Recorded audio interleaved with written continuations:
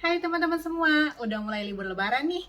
Di video kali ini saya akan memberikan 7 tips cara menjaga pola makan sehat di hari raya lebaran.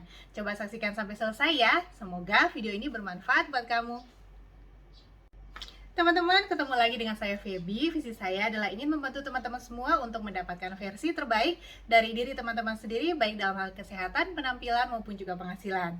Nah, teman-teman, seperti yang saya bilang sebelumnya, di video kali ini saya mau memberikan kepada teman-teman semua 7 tips untuk menjaga pola makan sehat di hari raya lebaran. Ya, per hari ini nih sudah masuk liburan hari raya lebaran ya teman-teman ya. Mungkin teman-teman ada yang merayakan lebaran, ada pun yang tidak, ada pun yang liburan aja gitu ya teman-teman. Tapi biasanya kalau misalkan kita liburan, apalagi kalau hari raya lebaran, banyak mengunjungi keluarga, banyak jamuan makan. Nah biasanya tuh pola makan kebanyakan orang gitu ya mungkin akan menjadi dibilangnya itu sedikit berantakan gitu. Nah teman-teman di sini khususnya terutama buat teman-teman yang sedang dalam program fat loss ataupun memang teman-teman yang ingin menjaga berat badannya, bentuk tubuhnya gitu, gimana caranya supaya nggak kebablasan ya di saat hari raya lebaran. Biasanya tuh orang suka bilang kalau setelah lebaran kok badannya jadi lebaran gitu ya. Nah semoga hal ini tidak terjadi, dan supaya hal ini tidak terjadi saya berikan 7 tips, semoga bermanfaat untuk teman-teman semua ya. Oke, tips pertama adalah pilih prioritas makanan, teman-teman. Jadi pada saat teman-teman di hari raya lebaran mengunjungi keluarga ataupun sedang ada acara makan keluarga bersama, teman-teman pastinya bisa memilih prioritas makanan. Ya, yang pasti prioritas untuk kita supaya menjaga pola makan sehat itu adalah protein, sayuran, baru kemudian karbohidrat gitu teman-teman ya. Jadi kalau misalnya ada sayuran jangan lupa diambil dulu sayurannya ya, lauknya gitu ya, baru terakhir karbohidratnya gitu teman-teman. Jadi jangan keburu kenyang duluan dengan karbonya terus jadinya nggak kemakan sayur sama lauknya ya. Jadi makan duluan sayur lauknya, ingat ya.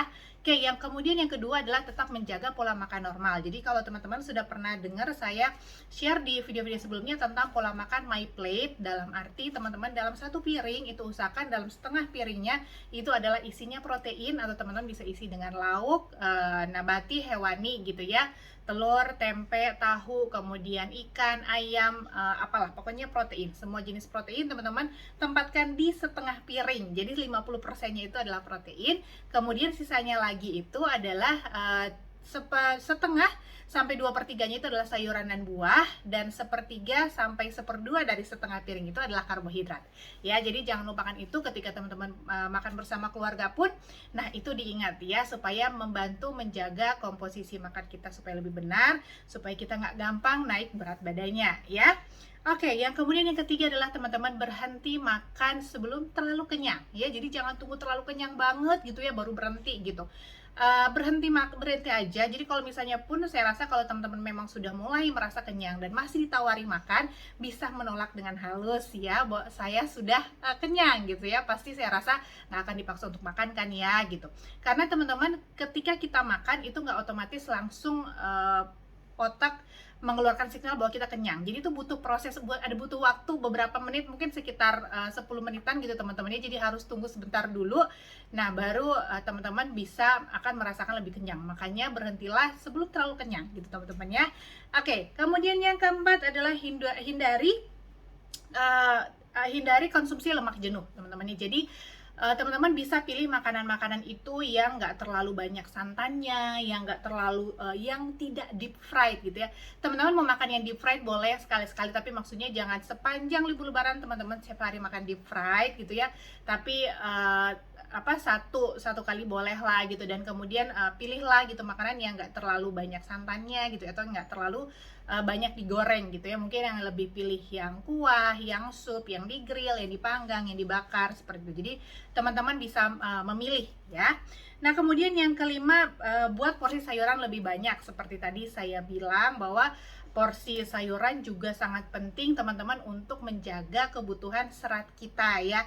Jadi bakteri-bakteri baik di dalam saluran pencernaan kita ini butuh serat dari sayuran supaya dia bisa dapat berkembang dengan baik dan akan menjaga kesehatan saluran cerna kita dengan baik juga ya. Jadi buang air juga lebih lancar, kita nggak gampang kembung. Jadi jangan lupa porsi sayuran ya.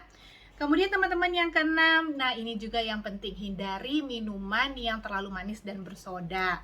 Ya, jadi saya yakin biasanya kalau pada saat libur lebaran gini banyak mengunjungi rumah keluarga mungkin ya, itu banyak disodorkan minuman-minuman manis ya teman-teman ya.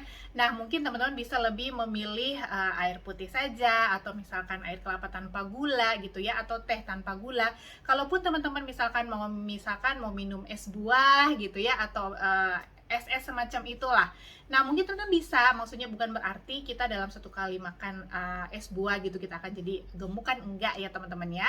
Tapi itu semua adalah tentang habit yang kita lakukan setiap hari. Jadi mau makan sekali nggak apa-apa, tapi jangan dilakukan setiap hari ya.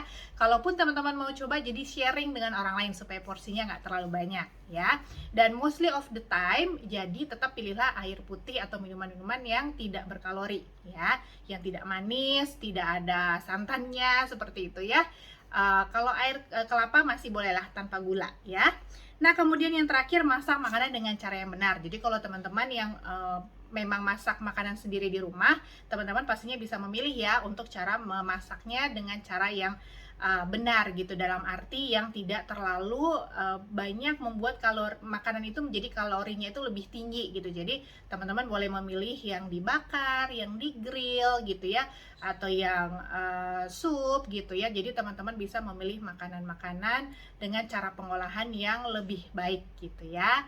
Nah, oke teman-teman, itu aja dari saya 7 tips ini, semoga bermanfaat.